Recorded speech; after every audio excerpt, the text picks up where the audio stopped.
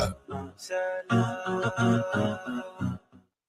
Bismillah ar-Rahman ar-Rahim. Assalamu alaikum. Welcome back. It is almost 12:40 a.m. and our final interview for the morning is with Shuhaida Adam. She's a social worker at Islamic Careline. And in this Mubarak month of Ramadan, we are going to be talking mending family bonds in Ramadan. We all are aware of the fact that there are lots of fractured relationships in lots of family homes.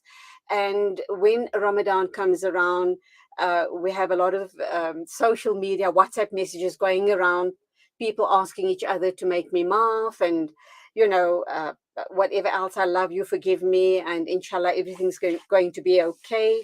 And throughout Ramadan, you put up appearances. I can't generalize, I can't say everyone does that, but I do know there are a lot of fractured families. And right after the month of Ramadan, sad to say, we go right back to our old habits and we start ignoring each other and we start making fitna. So let's talk about how we have this opportunity in the month of Ramadan, 30 days that Allah subhanahu wa ta'ala has gifted us with the month of Ramadan to mend our ways, to mend our lives, to be better human beings, and really come out of Ramadan, even if it is just 1% better, 1% more empathetic, 1% more humane, then alhamdulillah, we will have achieved what Ramadan is all about. Shuhaida Adams, a social worker at Islamic Careline. It is wonderful to be talking with you again after a very, very long time. Assalamu alaikum and welcome to the program. Wa alaikum salam wa rahmatullah. It's just wonderful to be back in Salam Media. We've had a bit of a gap in between, but there's just so much I've got to share with the Salam Media viewers and listeners as well. Inshallah, Ameen. So you've heard my introduction, and I think you would agree with me, very especially the type of work you guys are involved in on a regular basis, that my statement is very true. Sad, but very, very true. How do we go forward? How can we be more sincere? And how do we make that effort if the opposite party is not sincere as far as mending of relationships are concerned? Okay, so as you wonderfully said, Ramadan is such a Mubarak month. There's just so much blessings that's raining upon our Ummah at this point. And also it's such a great opportunity for individuals to reflect on where they are, how is the environment, how are they? So a lot of self-awareness happens during the month of Ramadan. You find that people tend to want to, ulama advise us also that if you want to implement a new habit that's positive, try it in Ramadan and it will inshallah stay with you there. So it's an opportunity for growth. It's an opportunity for us to really examine ourselves, the behavior that we perpetrate and the behavior that we experience from the outside world towards us. So if we look a little bit at family specifically, let's understand a little bit about what is a family. Family are, of course, people who are connected to each other through a significant bond. That could be the bond of birth, so blood family. It could be the bond of marriage. It could be the bond of adoption or foster care. That's a very significant relationship there, right? So if we are looking at what is the identity of a healthy family, we also look at what's the healthy behaviors that are happening within that family. So people can then have an opportunity to examine whether their behavior towards their family is it healthy? Is it safe? Is it loving? Is it something that's going to help the family grow? And we find often that in Ramadan, sometimes there's tentativeness around the approach of Ramadan because people worry about their family members' tempers. Certain people experience addictions. They're unable to fulfill their addictions at this point in Ramadan because of the fast. So the moods also change. So people do recognize sometimes Ramadan is a month of change. And unfortunately, also sometimes it can be a bit negative. Oftentimes in families, we take out negative moods on the other person that's closest to us. So it's an opportunity for people to really reflect on how they are treating each other. And if you then can now recognize that what is going on in our family is perhaps not healthy, we look at family dynamics. So family dynamics are the patterns of interaction in the family These are matters such as how they talk to each other, the words they use, when there's a difference in the family, how do they respond to that? Is there, for example, is there high conflict? Is there vulgarity? Is there matters where people close each other off and people write each other off because of differences?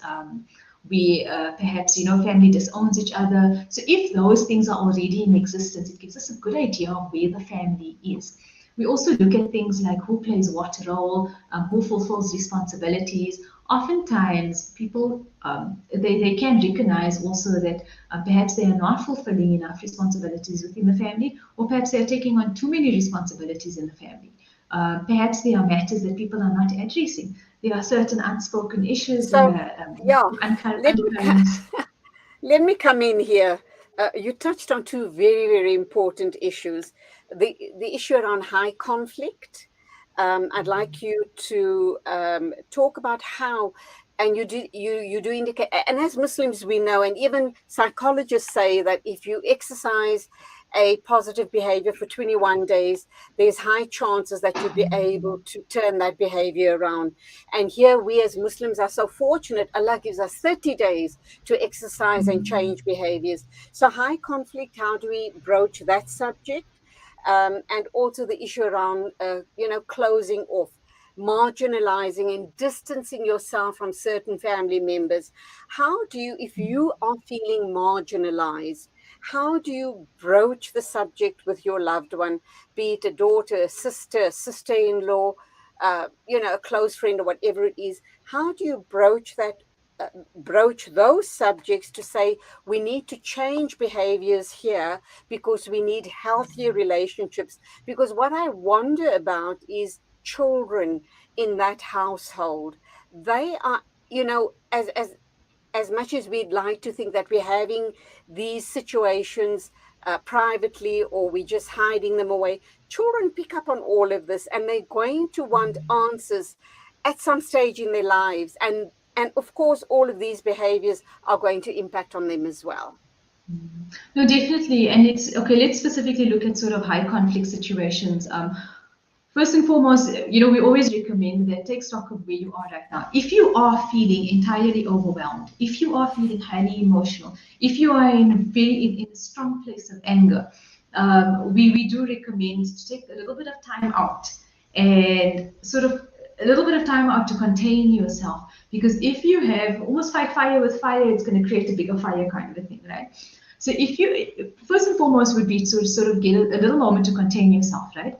So, and you're going to have to realize what's going to help you. This is again part of the self-awareness, knowing what will help calm you down. Perhaps maybe it might be a quick discussion with somebody else. It might be going to do a short dua, a short prayer, something or the other, whatever it is that's going to help you contain yourself. And it doesn't necessarily have to be really short also. Sometimes we can actually address a matter later in the evening or perhaps over the weekend, or perhaps if you know, perhaps you don't want your children to be around when you address this matter.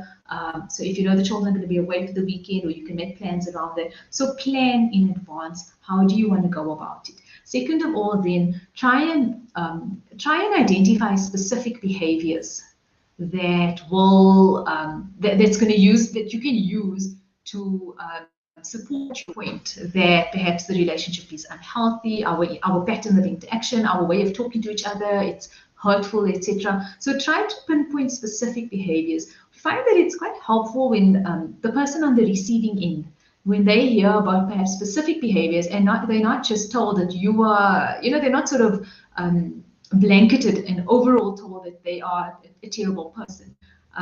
You find if people respond a bit more easier when there may be specific situations around what is used to pinpoint what we're trying to say, rather than, if we blanket point to them, they might feel that they are under attack and then they might resist. They might become defensive, or they might fight back at you, or they could stonewall and just totally walk away. So you want to plan beforehand just exactly what are you going to say, how are you going to say it. Your timing, try and use opportune timing. For example, if there's something happening and you want to address it tonight and let's say the family is all rushing for Tarawih or etc., timing might not be, that might not be such a good time, so you will not necessarily get the attention that you would like to address the matter. So choose a time when you know both parties are able to meet, both parties are in a comfortable state. If it's just between two people, you would want to try and keep it a bit private. Identify also if you want to get a mediator involved. And then also, if you want to include a third person, it's always helpful to ask the second person if you can include a third person. And you can give very brief reasons why. Perhaps you can say that, you know, this person has helped you before, or you feel that you really don't know how to address what's wrong here. You can sense something is wrong, but you would like the support of somebody else. And it would be preferable to get the permission, the consent of the second person to involve the third person. Shuhaida, we need to go for an ad break, but what I also would like you to think about when you come back from the ad break is the issue around obviously closing off, and ask, you know, people who just avoid you completely, do not want to interact at all and do not want to address the situation. That's very important. A lot of that does happen. And I think that just exacerbates the situation even more. So let's just look at all of those issues right after the ad break.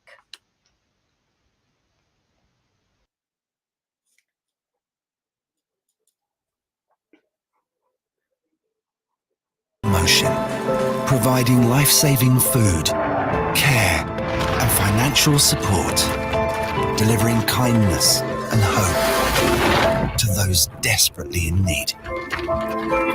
That's the power of zakah. This Ramadan, give your zakah with Islamic relief. From samosas and half moons to cook sisters and roti, everything between iftar and sehri makes sunfoil cooking oil an essential part of your Ramadan. Approved by the Heart and Stroke Foundation as part of a healthy diet, this blessed month, give your family the best with sunfoil, because tradition just tastes better. Discover the Africa of your dreams and surround yourself with her spectacular beauty. Relax beneath her serene sunsets and explore wildlife at its natural best. It's where the pride of Africa comes together.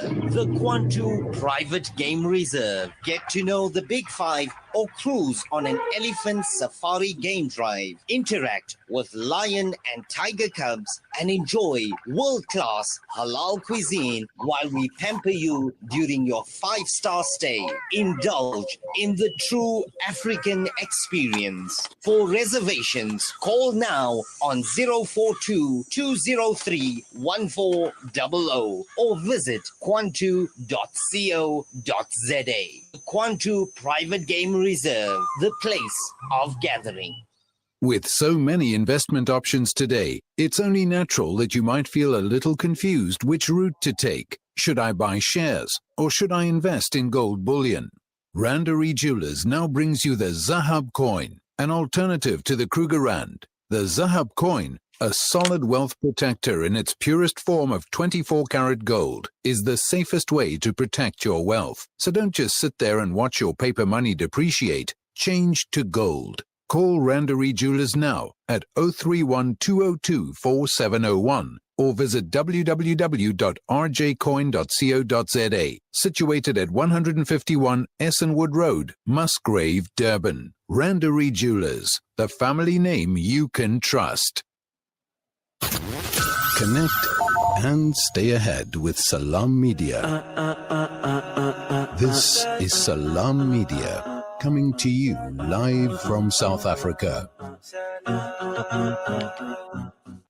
It's exactly at 12:54 a.m. PM, I beg your pardon. We're talking with Shuhaida Adams. She's a social worker at Islamic Careline. We're talking about mending family bonds or relationships in the month of Ramadan. Shuhaida, this is an opportune time to talk about past issues. It doesn't matter how far back they go. If something's been sitting with you for too long and you believe that it is and has and will in future impact on the family, perhaps Ramadan is the right time to address it. And just before the ad break too, I gave you a question. Would you like to respond to both of those, please? Yeah. So look, when we talk about family who's sort of family members that are, we could say, estranged in a way. If you are going to be the one who is feeling this discomfort around this, and you can sense that there is a disconnect with other family members, and it can be closer family members. So I mean, we know we have siblings who don't talk to each other, we have cousins who don't talk to each other. It can be extended family members. You First have and foremost, try to mothers-in-law look and at- daughters-in-law that don't talk to each other. We The have classic one. within a home. We have within a home. Yes, we have that. So we would need to first understand for you as the person who wants to mend the bond, try to understand what happened in the first place, what led to it. So sometimes in some families there were specific instances. In other families, it's perhaps a build-up of old behaviors that were never really resolved. And for other families, it might even be the influence of sort of a fourth party, a fifth party. So try to understand what happened. Then look at who all is impacted by this. So is it just you directly? Perhaps it might be, a group of siblings who experience an issue with an aunt or an uncle. Try to look at who is impacted by this. If you look at that, perhaps then those of you who are impacted come together, because there's also a bit of supporting numbers. If you can, those who would want to sort of reach out to family members and mend the bond, try to come together. But bear in mind also, what is your intention? Always try and have the best of intentions, for the sake of muhabbat, for the sake of strengthening our ummah. We would want to reach out to family members. There's just so much blessings in maintaining family ties. So if there was, for example, the influence of other people, etc., and that person has disappeared, reach out. Perhaps this is an opportunity also to clarify on the other person's side what's their version or their understanding of what had happened. If there's something specific that you had done, and you have to obviously be honest with yourself. I mean, sometimes we don't like to realize that I was part of the problem.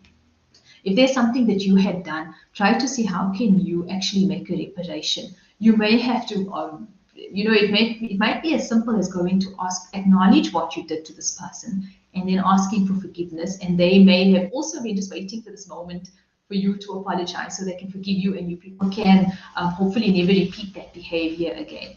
If it was Is it okay to set up a meeting with the person? You have issues, you can't understand why the person has marginalized you for years on end or months on end or whatever, and say, please, can we sit down and talk about this? I don't like feeling this way. I don't like this distance between us. Can we talk? If I have done, or whatever I have done to have caused this terrible rift between us, let me acknowledge it. Let me, let me ask for forgiveness, and is there a way we can move on together as friends? Is that okay? Ideally, these things should be done in person. We do like it done in person. So also person-to-person contact. You get a chance to really radiate your warmth, your sincerity. However, if the person is not in the locality, perhaps then you can do it with whatever communication means necessary. But yes, you're going to have to reach out to that person. However, use your discretion also. If you know that person is going through a bad time, if again, I spoke about timing, if also there is incidents of violence, temper, etc., you want to also ensure that it's going to be a safe space, a safe moment. So if you think that if you know from before that it ended up in a physical fight or you were threatened, etc., just try and take a bit of precautions around that. Perhaps that person is also not ready to reconcile with you. However, but what about that situation? What about when the person is not ready to reconcile or just not interested? They've decided they don't want you as a part of their lives. Will you have to then just make your peace with it and move on? Doesn't matter. It might be a sister, it might be a sister-in-law. It might even be a mother-in-law and a daughter-in-law. And I mean, those are close bonds. What do you do in a situation like that? Is it really about then accepting that this ain't going to change at all and move on with your life?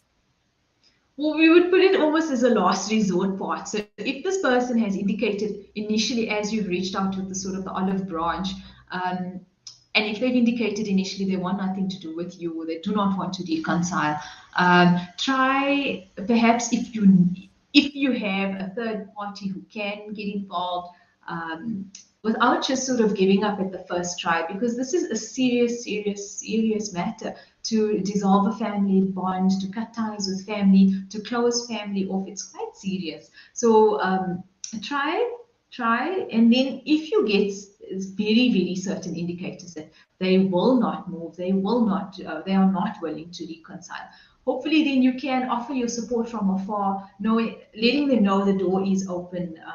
Also try to see exactly who's the issue between. If the example is sister-in-law and sister-in-law, but there's children involved, not to close the door off between the sister-in-law and the children, so the other children can maintain family ties. And hopefully, inshallah, when that person is ready, then they would be a bit more welcoming, more forthcoming. So acceptance is very much a part of the process of reaching out, and then being, we can use the word rejected, I suppose. If your attempts to reconcile are being rejected, you would also have to decide how much are you going to reach out to this person.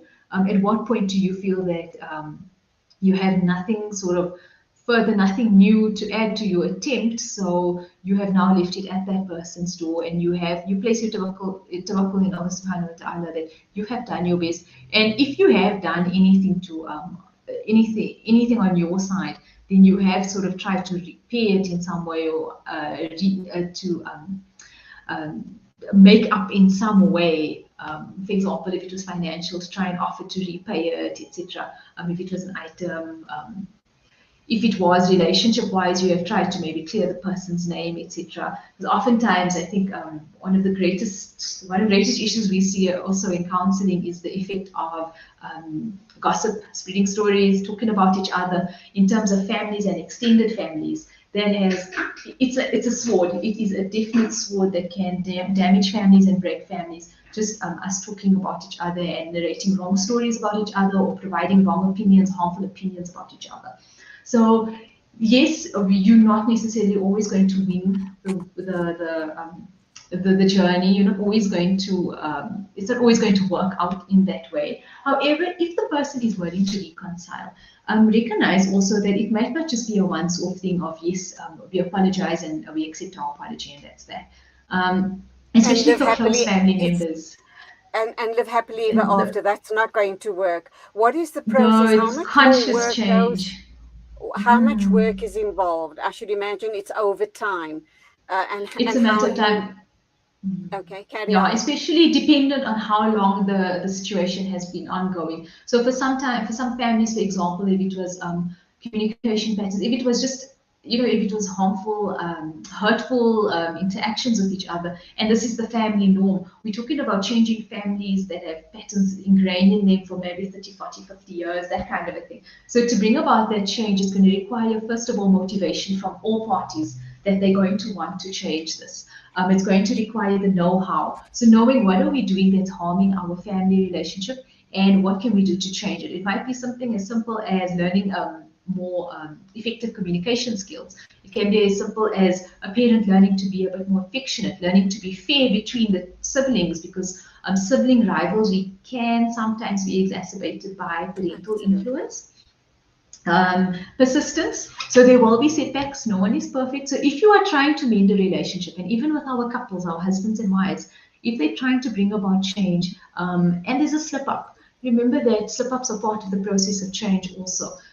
So for the other partner to be quite forgiving and to understand that genuine mistakes do happen, or if we're trying to change personality, trying to change character traits, it will take a while. So to have that persistence and that patience, and also be realistic. Not everybody is going to want to bring the change that you want to know. Also, what is going to be a perfect fit for your family? There's no such a thing as a perfect family, but there's a perfect family for you. So it's going to be realistic of what people can change, what people can't change, what are behaviors that really do need to change, and what are behaviors that perhaps, if you as a person, you can also sort of look the other way for it. You can forgive it. you will understand that perhaps the intention behind that behavior is not what you had thought initially. So look at those 4 factors: motivation, know-how, what are we going to change, the persistence, and be realistic around it. And then negotiate with people. So what are we talking here? What behaviors must change? Look at boundaries also. Who needs to do what? Who's going to take on what role? How far does it have to go? How perhaps are you going to sort of, how are you going to respond to the change? How are you going to recognize this change? What does change mean for you? What is change going to mean for the family? So as you can see, definitely a lot of discussions if you're looking to bring about meaningful change. If you want to bring about, your greater family family bonds, when spending time with family, exchanging gifts is a known sunnah also to create love between people. So look at what you think also would work. Okay. And if you are the first person to take that step, there's surely great reward in that. And also recognize that the other person may not be ready to receive your offer for reconciliation. So it's just a little bit of also patience through that as well. All right, we've got to wrap up now. It is exactly 5 after 1 o'clock. But my final question to you, a very short, sharp answer if you don't mind. If a person's not interested, it doesn't matter how much you try and how much you as you said, put out the olive branch to them. Hopefully, they will, they may or they may not want to meet with you to try and talk this through. Is it a good idea to get someone like yourself from Islamic Careline to say, please, will you be a mediator in this family situation? It's gone on for 5 years or 10 years or 3 years, or it's a recent development. But if we don't address it, it's going to get progressively worse. Could you please mediate for us? Islamic Careline can offer mediation. However, the mediation has to be consensual from all parties. So if one person simply refuses even the idea of mediation, then we would not be able to proceed any further. However, in that case, perhaps then if you want to look at trusted family members, trusted elders in the family who are more comfortable to reach out to that person. But on our side, we have a limitation in terms of consent. So as long as both parties can consent, or all family members consent to be a part of the process, we can offer mediation services to help repair the bonds. So as simple as picking up the phone and saying, Shuhaida, I need an intervention here or mediation here. Can we organize, a session with you, and both the parties, or however many people are involved, would meet at your offices, and you'll hear it. And actually also imagine, Shuhaida, it might take a couple of sessions before there is some sort of consensus amongst the parties concerned. No, yes, definitely. Dependent also on the nature of what we're talking about. If it was a once-off situation, it's perhaps easier to mediate, compared to, complicated family dynamics that have been ongoing for as long as maybe the adult children have known. So just dependent entirely on what they present, we can then work with that. And again, we try to present that it will take time. So it's not necessarily an overnight Not fix. A quick fix. Not a quick fix. No. All right, let's leave. But we'll have to leave it there, but just a few things for you to think about. I hope I remember this, but in next week's show, I want to talk about perspective, because that's very important. I see things in a certain way, you see it differently. So perspective also has a huge impact on relationships. When someone misconstrues something as well, then issues like other people blaming you for things that has gone wrong in their life because of what you said or didn't say or do or didn't do. So let's try and hone in on that in next week's show, if you don't mind. Inshallah, I'm looking forward to it. Have you made a note? Have you made a note of it? Definitely. Okay, Shuhaida Adam, as always, it was absolutely wonderful talking with you today. I look forward to our chat next week at the same time, inshallah. Shuhaida Adams from Islamic Careline. She's a social worker. She has been at it for a long, long time. She has been a regular guest on this show for a long time, and always a pleasure hosting not only Shuhaida Adams, but all of the other counselors at Islamic Careline. Shukran once again. Ramadan Kareem to you and everyone at Islamic Careline, and to your families as well. Till next week at the same time, as always, Assalamu alaikum and Khuda Hafiz to you.